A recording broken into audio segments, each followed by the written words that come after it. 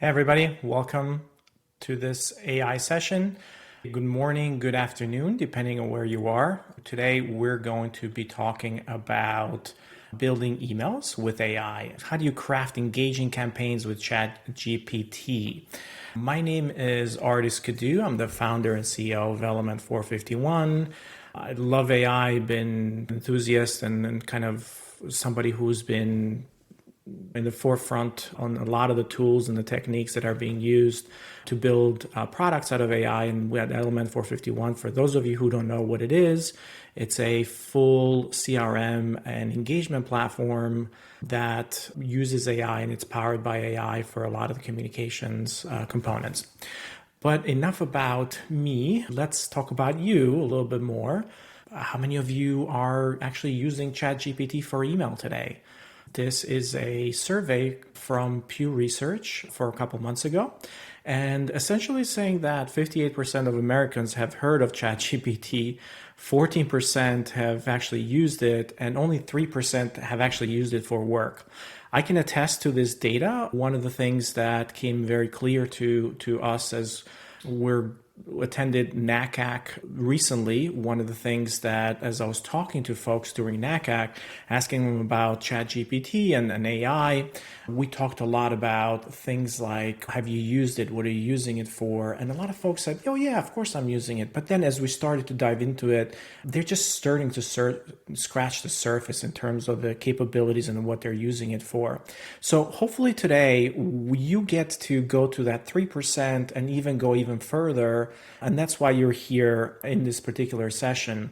We are going to give a lot of background, and we're going to give you the frameworks. And I'm going to give you the frameworks on how to think about all the different AIs and how everything works. Now you might say, oh, okay, why the hell do I care? Since, okay, of course you care because you're here, right? You want to learn more about it, but AI has a big, meaningful impact on everything that we do. Bill Gates, he's a futurist, and of course everybody knows who he is, but he's been instrumental in kind of the technology waves, and he looks at AI and he says it's going to change the way people work, learn, travel, they get healthcare, and even communicate with each other. We're already seeing it quite a bit in our lifetimes. When you go back and you're like, holy shit, AI, we've heard this term before, right? And it's nothing new. Like the term artificial intelligence is something that it's been around for a long time. And it's actually an area of computer science that is used quite often. For example, in the 50s, it was coined, you might have heard of Alan Turing. He was father of artificial intelligence and kind of the machine human interaction. So anyways, the field of artificial intelligence is in computer science has been around for a long time. However, over the last few years, we've had a huge rebirth of it. And when you think about artificial intelligence, we're looking at the whole field, but I wanted to show you the different areas, right? So you think our AI is this large area, but then you talk about machine learning, which is the ability for machines to learn. And you might have think about predictive modeling that you might be doing or some other components. You think about deep learning. Deep learning is an area where you're using neural networks and these architectures in computer modeling to get similar to how the human brain learns, right? To think about, look at data and then learn from that data patterns from it. As part of that, generative AI, and that's what the area we're going to talk about mostly today, and large language models. Generative AI is this area where you're generating content, and large language models is another area where you're learning how language works and then connectivity and how to produce words out of that. Now, you can think about other areas in deep learning and AI, from computer vision to speech recognition to reinforcement learning and natural language processing. All of those areas fall into the deep learning, but today we're going to focus on generative AI and large language models. So again, generative AI is this type of artificial intelligence that creates new content based on what it has learned from existing content, right? So it creates new stuff. So when given a prompt, it uses a statistical model to predict an expected response there might be and generates that new content, right? So it's, hey, the most likely this next word is what we need to generate, and it keeps going and going. We'll talk about that in a little bit. Now, why is this important, right? It's like generative AI creating content. We thought that AI was going to impact the areas of work and our day-to-day lives where it's going to be manual work, right? This blue collar jobs and the manual work, but the creativity part is going to be left to the humans. It turns out that it's the opposite, right? Communication and creativity is what generative AI is really good at. So when you look at it here, the McKinsey & Company has an impact on the global economy that is going to affect it by 4.4 trillion. This number has probably gotten even bigger as we're talking about this. But the area where generative AI is going to impact the most is actually in the sales and marketing. You can see the fastest, right? The fastest with the least investment, sales and marketing. Of course, we talk about admissions and marketing, right? So that's the area that we're here today. So that's why it's really important, because we can use it today with very little investment, and it's actually affecting and adding so much value to our day-to-day work. So when we look at it in higher education, AI, we think about it as these three different buckets. We think the effect of it is going to be in the student experience. And that's one of the places where it's very clear that the interaction with students and how students get answers and how they engage with us and how they go through their processes of admissions, inquiry, the website, getting answers, like that student experience is actually going to be impacted quite a bit by it. The productivity part is our day-to-day work, and that's what we're going to be focusing on today. How to get things done better, how to get things done faster, how do we use it we talk about email today, and then teaching and learning, how it gets used in a classroom. Again, all of these different areas are where AI can make a big impact for us today. Now, today we're going to talk about productivity, like I said, but in productivity, there's also three different areas where productivity is important. Content generation, and now we're going to focus on content generation specifically. Knowledge discovery, think about, hey, I want an answer, but I don't know where that answer is. Rather than me going to three different offices or emailing somebody to get an answer, there's knowledge bases that are shared, and now I can ask any question and I can get those answers. Think about ChatGPT, but for your school, for your internal processes and everything else. And then data and actionable insights. How do you come up with all of that? So we're going to focus on the content generation. And when we think about content generation and the generative AI components, what generate content, ChatGPT, Bard, and Claude are three of the platforms and three of the chatbots that we go to the most. However, today we're going to focus on ChatGPT, which handles great and complex stacks very easily. We use GPT-4 as its model, and that's the one we're going to recommend, and it's one of the most powerful to date. However, I don't want you to lose track. Google Bard is very good, and they're getting better. It integrates with a lot of different things, and it's very good for data that's coming in from the internet, and it's good for research, and it does some really good writing, but GPT-4 is actually still better in terms of the writing. There's another one, Claude.ai, and this is another tool that if you want to produce really large text and really long, if you have a lot of context, for example, you want to upload a PDF and you want to start communicating with that PDF to get answers out of it, I would recommend Claude. It has this really large content window. Okay, let's focus on ChatGPT. What is ChatGPT? And I have a space in there. ChatGPT is really a chatbot. It's a product, right? That's developed by OpenAI, but it's based on GPT 3.5 or GPT-4 large language models. And again, the language model is what generates that content over and over. So the idea of a large language model, how it would work, right? We talked a little bit about this, but it's when you give it a prefix of text, it guesses what's the next word. So if we say, so that prefix of text is the prompt, and then the next word is the text that's generated. So when you say dog, you say barks, right? But then you can continue and it guesses the next word. And by the end of it, you get all of the really complex output that you need out of it. And if you think about it, then it's like you have these base models, right? ChatGPT doesn't really use base models, but we need to understand how that works, right? So it predicts the next word based on training data. Here, for example, these models are trained on billions and billions of data and words and text. In this example, you're seeing this is a base model, right? Once upon a time, there was a unicorn, and then that's the prompt. And then the model will give you that lived in a forest with all their unicorn friends. Now we can ask it, what's the capital of France? But because they're built for giving you the most statistically appropriate word next, most likely whenever you ask whenever there's a question, it doesn't understand that this is a question. It just says, oh, most likely there's other questions following it. What's France's largest city or whatever? So that's a higher probability. So base models are pretty dumb, right? They're pretty dumb in terms of understanding intent from a human, but they're really good at generating text. But now we need to make them understand our intent and converse and be useful, right? So just like when you train a dog, I'm going to put this into a little bit more contextual wording, but when you train a dog, you're basically saying, hey, a good canine citizen, you're training it. This is the base LLM, right? You tell them to sit, come, down, stay. Now, when we want to then train that dog and kind of have it for special training, we tend to fine tune it or kind of train it even more for specific tasks, right?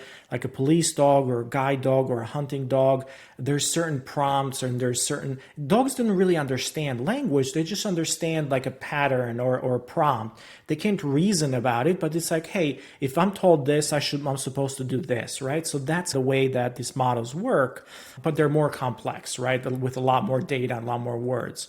So when you think about it in this way, then you have the second type of model. That's what ChatGPT or GPT-4 and these models are trained on, which is called instruction-tuned large language models. They basically tries to follow instructions. So we have the base model, but then we go back and we say, okay, we fine tune them so they follow instructions and they're trained to be helpful, honest, and harmless. So this is when you start thinking about it. Oh, okay, I have these base models, but they're not very useful until they get specialized for instruction, they get specialized for Q&A, for categorization, for translation, for a lot of these different things. So then when you ask a question like, what is the capital of France? It gives you the answer. The capital of France is Paris. So the way that this gets trained is by examples. So now there's a pattern on how this works.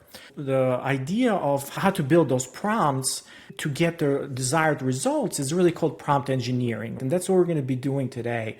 So prompt engineering with ChatGPT, that's the idea here, is that we're going to prompt these models because there's a way to do that and then get the best results. Of course, we can ask very simple questions to them, but we're not going to get the best results, right? So there's this patterns and there's a whole field in it called prompt engineering. The builders of the tools like OpenAI and Google and so on, there's different research that gets done on the emergence of this prompt engineering field.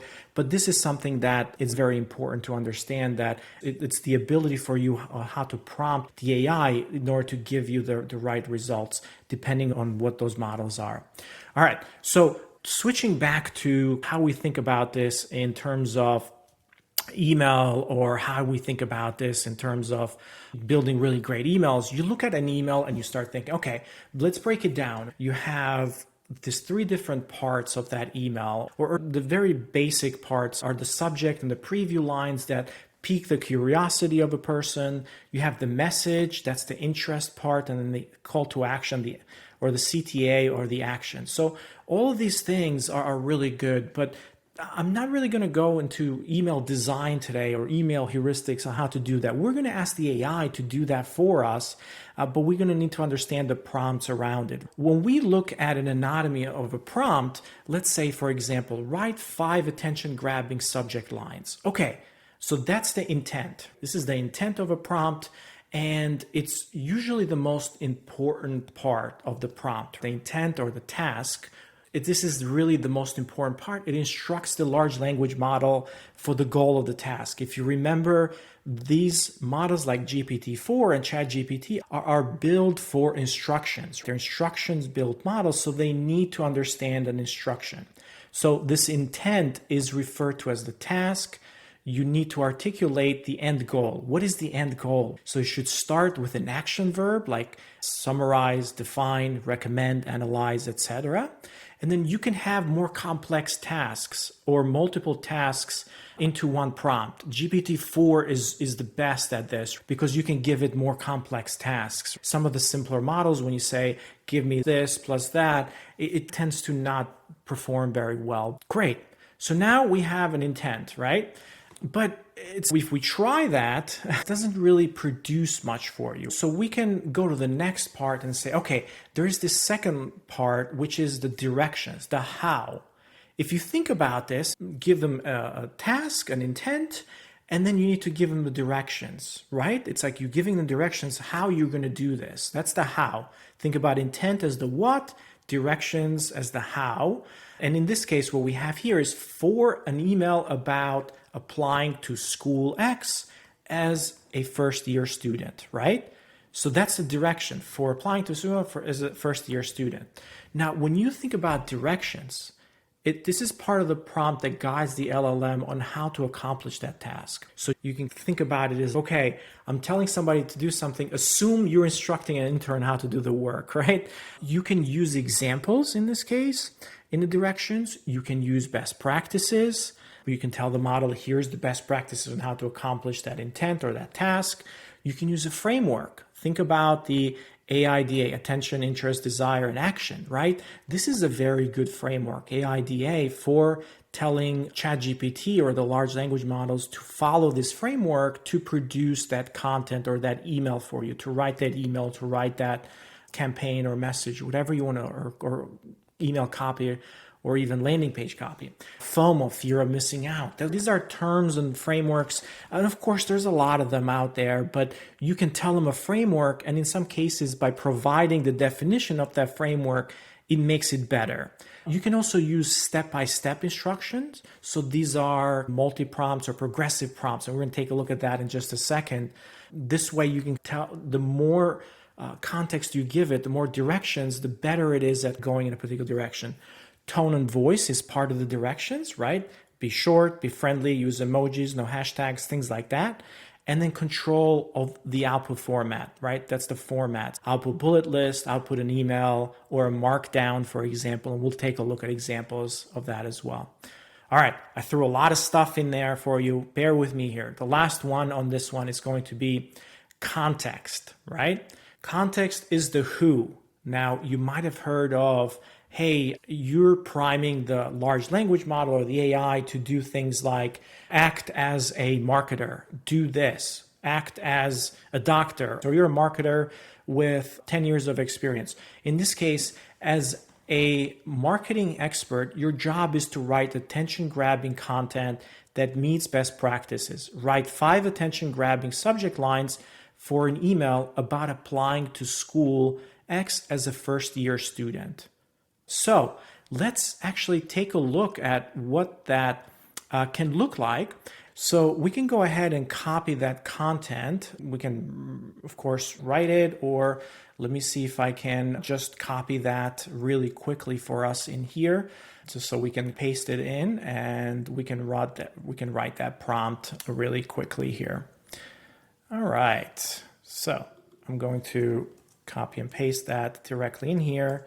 And I'm going to try to make this a little bit bigger so you guys can actually see what's going on here. So rather than having for school X, I'm going to say for Element University. Let's do that and let's continue. So let's see what we get, right? So unlock the future, begin your journey at Element University, your path, blah, blah, blah. Each subject line is designed to evoke a sense of potential adventure awaiting. This is great, right? But however, we can continue down this road and ask for a full email or ask for some preview text for this, and we can be more detailed, of course. Let's go back to our prompts, right? Let's go back to our prompt here. And one of the things that you're going to look into this context is it grounds and directs the large language models to narrow the limitless possibilities, right? So if you think about it, it's about what's the user's background, What does success look like? If you think about what environment are they in, assume a persona. This is one of my favorite, right? You're a marketing expert. You're priming them to assume a context, right? You're a marketing expert. You're an admissions officer at X school. So all of these things you can provide for that LLM. Now, okay, as we're looking at this, one of the things I want to focus on is I'm going to use a whole bunch of kind of prompts that I've already built, and you guys have access to all this library here. So if you go to prompts.element451.com, I have put together a prompt library that focuses a lot on the things that we talked about today. One of those things that we talked about is the subject lines and SMS messages, right? So we can come in here and we can go ahead and start copying some of this and start using them today. But things like, what are some attention grabbing subject lines for emails about a program? All right, so again, as we're looking at these subject line generators, here's one that I would like to take a look at and dissect a little bit based on that prompt architecture that we came up with, the anatomy of that prompt. So when you're looking at this email, as a marketing expert, your job is to write attention grabbing that meets best practices, right? So if you remember, this was our context, right? So this was our context.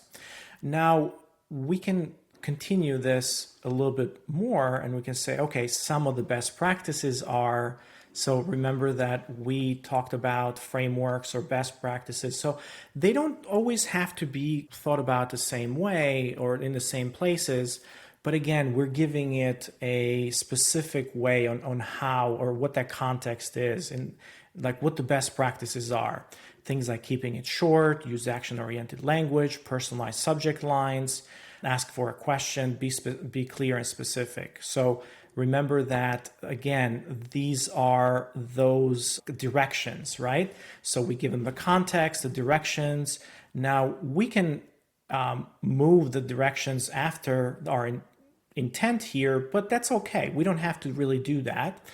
We can write it beforehand as well. So in this case, we then have the intent. Write 5 attention-grabbing subject lines for an email about applying to School X as a first-year students. So if we grab this and we add it to, we start another, we go back to, let's go back to our prior session here. And if we paste that in here and Element University, we're going to get some subject lines that look a little bit different, right? Not very different, but there's some emojis in there as well. And of course, there's some personalization that you're seeing, which is a little bit different from above, where they're a little bit more generic, right? So again, if you look at it, if you think about it, is okay, we could really start with write 5 subject lines for attention grabbing for an email. It's going to give us some very generic ones. We primed it to expand it a little bit more. Here on the second prompt, we expanded that direction a little bit more. We told it exactly what to do.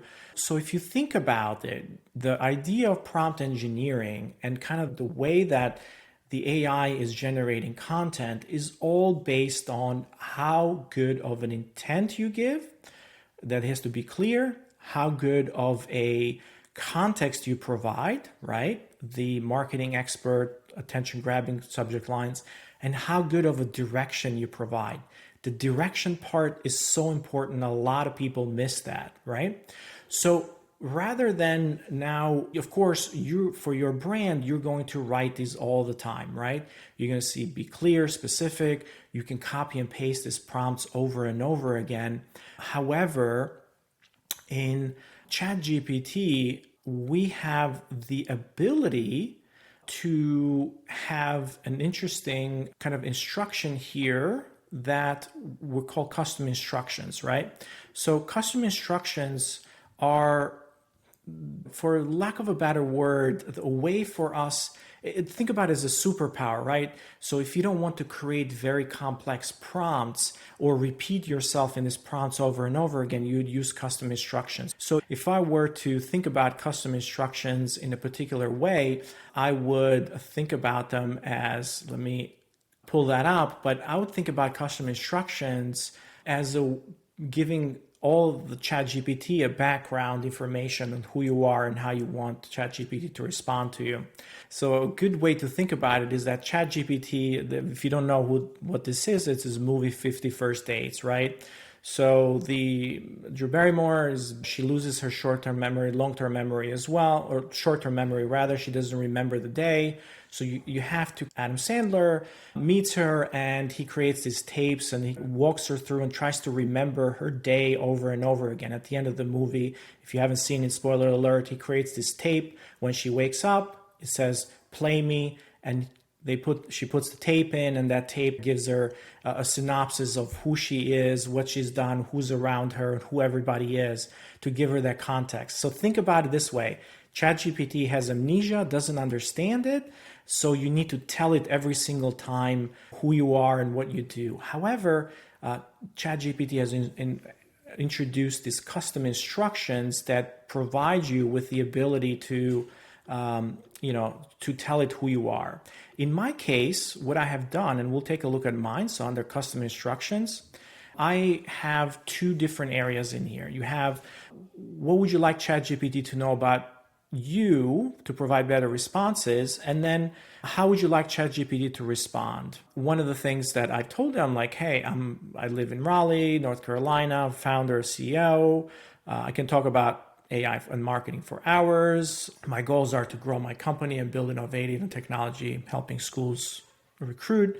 So I basically gave them a lot of kind of the things that I write about, or like who I am, so it knows.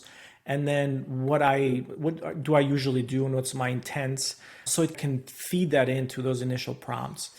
And then some of the other things that is really good at is writing in a simple, or the style. How do you want those responses to be? If you think about it, this is that area in some of the direction that we can tell it to write in simple, direct style, use first person, the tone and the style of the writing, and how do you want it to respond? In some cases, some people they just write a lot of code, so they say they're solving problems and they're like, give me a problem that's, or only output Python code for me, or only output SQL code, or whatever. In our case, we want to focus on the brand of the school, and that's the area that we're focusing on. That's how we can put this together, the tone and style. And what I'm going to do is I'm going to actually give you guys a way to think about how to pull that tone and style, right? If we go back to our guide, let's go back to our guide. Here we go. We have our prompt guide in here. We have this writing style, right? So you can put these in front of each one of your prompts, right, as the direction in order to output that particular style. However, we wanted to add it to the custom instructions, right? So that tone and style. So we can certainly do that, right? Let's go down here a little bit further along. But in order to do it, what I've created a prompt that pulls out the writing style, and I've called it StyleBot. I've pulled down a prompt that does that for us. In this case, I'm going to grab this StyleBot here. Basically, I tell it, hey, you're a StyleBot, you're writing coach, you analyze written text. I'm going to give you a sample writing and then pull out the style, which includes the overall writing style, the tone, the voice, point of view, writing intent. And then I'm like, you're analyzing it. You can write in 100 words or less. And here's a sample of what I want you to pull out. And I'm putting the text here. If I copy this, and you can now analyze your prior writing style or your institutional brand, or you can even go to New York Times and pull that out.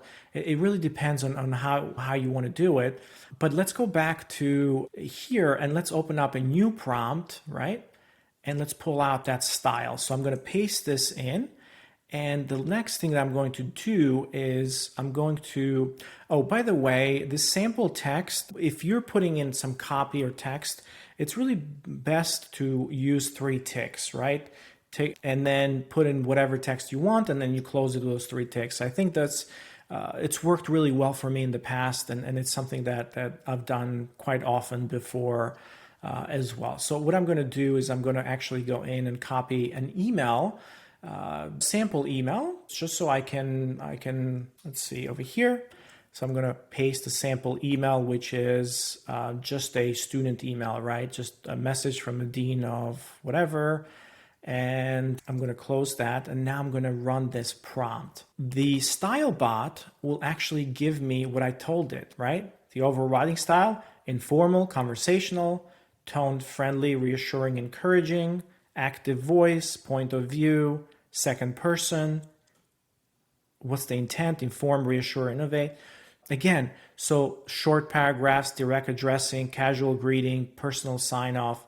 So those are things that it pulled out from that text. And you can see how, if you want to pull a blog, or if you want to put more emails that you write, or how you write, and then you can pull that text or the style from that. Now we can go ahead and tell this, okay, why don't you make that AI friendly for us? It's like, we have it, but let's summarize it and let's make it a little bit AI friendly. So we can do that as well in here. And let's go ahead and do that. And this will now give us those instructions for the AI, right? Maintain a conversational, informal style, employ a friendly, measured, and encouraging tone, and so on and so forth, right? This is pretty important because we now can take this and put it in our style. We can analyze text. And for emails, this is very important as well for that prompts or custom instructions. All right, so let's move on. So we know about custom instructions. Let's move back to a couple more techniques that are really important for us to work through. And one of them is this prompting technique called chain of thought. And when you think about it, it's an approach to improve the reasoning ability of the model. So we're telling the model continue or think through it. And by telling it to think through it, it's going to generate more text, which is going to guide it in a particular direction. And the way to do that, it's by telling it to, let's think step by step. So we can do that, or write a nurturing email to a prospective student on our marketing list for think carefully and logically explaining your answer. So just by adding let's think step by step or think carefully and logically, we're able to actually get a very clear understanding of, or a much better response to that email, right? So if I'm able to, give me 1 second here as I copy this and we follow one of those particular instructions. Give me 1 second. All right, let's go back to our ChatGPT here. And all right, so as we're going through this, all right, here we go. So I'm copying that over. All right, let's think step by step. And again, here we go. So the way that this is writing it, it's breaking things down. If you remember, we talked about the emails are all about the subject line, the greeting, right? The little introduction. It's thinking about the program highlights in here, call to action, right? So all of those particular parts of the email is decomposing that. There's a closing. So by us telling it to think step by step, is this chain of thought process, and it's decomposing that and writing better emails for us, right? So again, let's see what we have here at the end. Okay, following it step-by-step approach of writing it. Now we can tell it to actually give me and write that email in a particular way, just the email, right? Export just the email or write just, and we can then get that email automatically. Here we go. All right, so let's continue on, right? So we got a little bit more to cover. I know that we're running a little bit out of time, but I wanted to make sure that we're covering all of this steps in here. So let's continue now on one more thing. If you look at this chain of thought prompt, this progressive prompting, there's some more techniques in here that an excellent way to think about it. Oh, sorry, chain of thought, progressive prompting. So progressive prompting is the idea that it's another technique, and it's the idea that we're continuing multi-step prompts, right? This is the idea where rather than telling the AI, hey, here's everything and here's the context, we are again guiding it in a particular way. So progressive prompts can be very powerful. And if you're thinking about how do I do it, think about it in this way. You have a context, you set up the context, you tell it the what, right? You tell it the why and the how. So remember that the context, the intent, the why, you can ask it why are you making those suggestions, and then the how, right? How do you implement those suggestions? So very similar, right? But now we're following the AI. So in this case, we're going to take a look at something that, an example here from this progressive prompt. So we have, as a higher education enrollment expert, what are the key factors to consider when developing a marketing strategy for a new artificial intelligence graduate program? So let's continue this very quickly in here.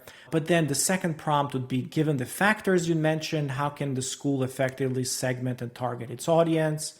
Based on the target audience, what types of marketing messages? So again, if you're looking at this, like you type this one, you type or you'd paste the first prompt, and then you'd go to the second one, and then the AI would generate text. You go to the second one and the third one, and so on and so forth. And you're essentially, at the end, you're saying, okay, considering those factors, estimate the effort involved in your confidence that these campaigns are going to be successful. And then all the way at the end, we're basically asking it to create a whole marketing plan for that particular initiative, right? Which is very powerful, right? So this is also available in here.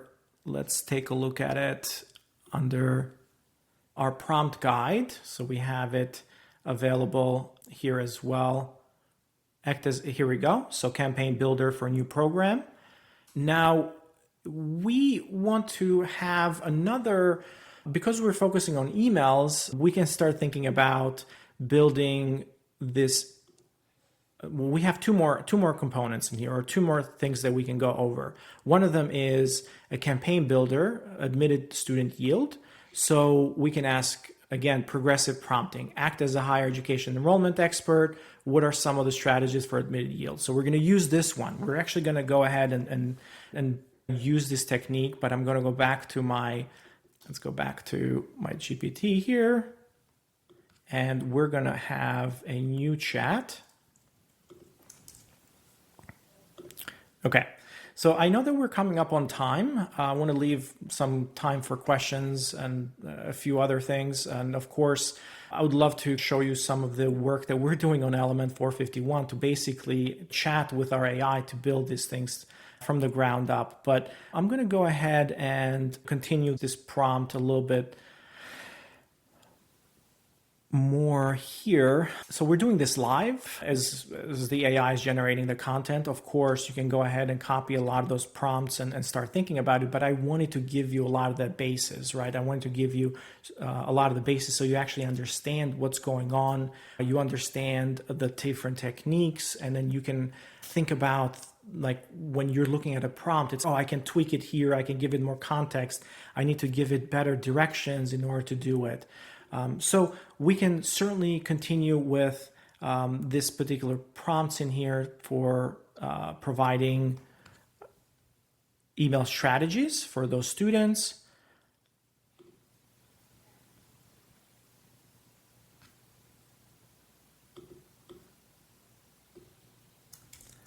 All right.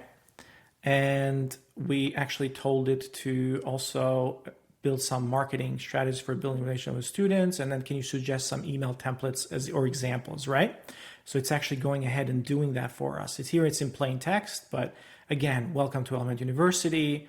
So that's a really good way of thinking about these different event invite, emails, informational email. We can also ask it to create SMS campaigns based on that as well. So now, again, you can see the power of this progressive prompts. Because he has that context already, you can go ahead and create these progressively because you've guided the AI to do that. All right. I really like this.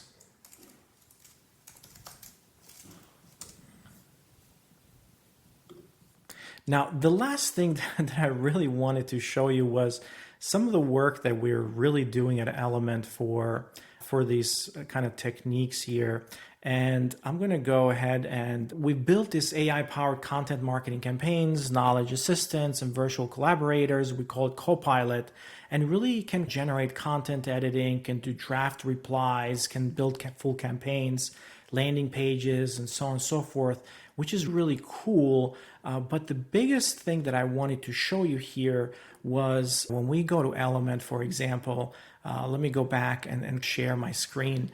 We have this campaign Copilot, and we can just ask it to create a campaign for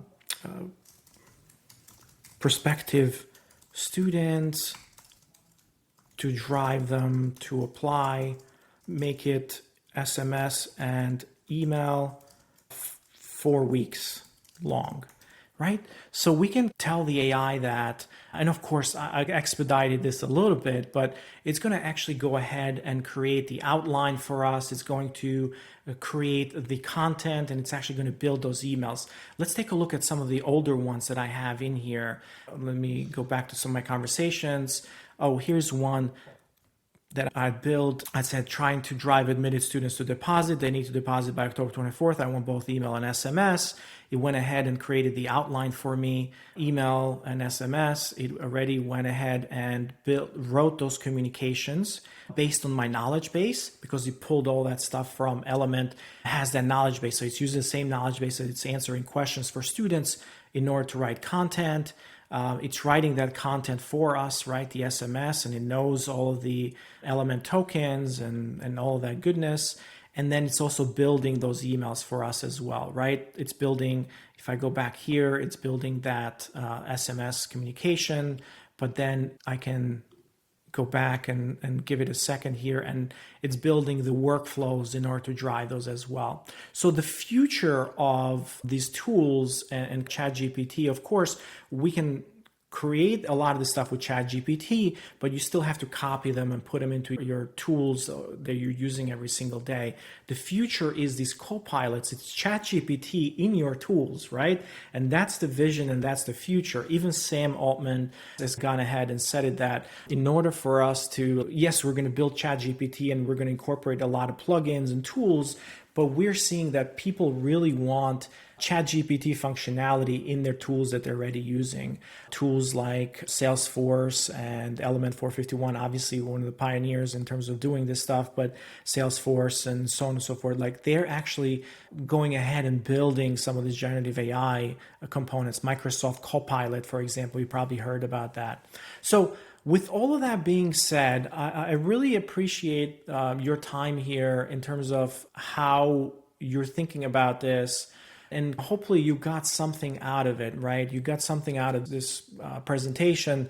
It's very dense and there's a lot of stuff in there, but we are also putting together a prompt engineering course that is going to break those down step by step. Just keep an eye out for that. And we're also put together a definite guide to AI in higher education, if it's for which is a guide for leadership, and that's coming in next week as well. So if you're interested in a lot of the things that we're doing around AI or more learning, sign up for that prompt engineering course and you dive deeper into it. Of course, there's going to be different use cases, and it's going to be a few hours worth of training, more than a few hours worth of training. So rather than this very quick presentation, which tried to fit a lot of stuff in, try to think about that. All right, so I'll leave it at this, and then we'll open it up for question and answer.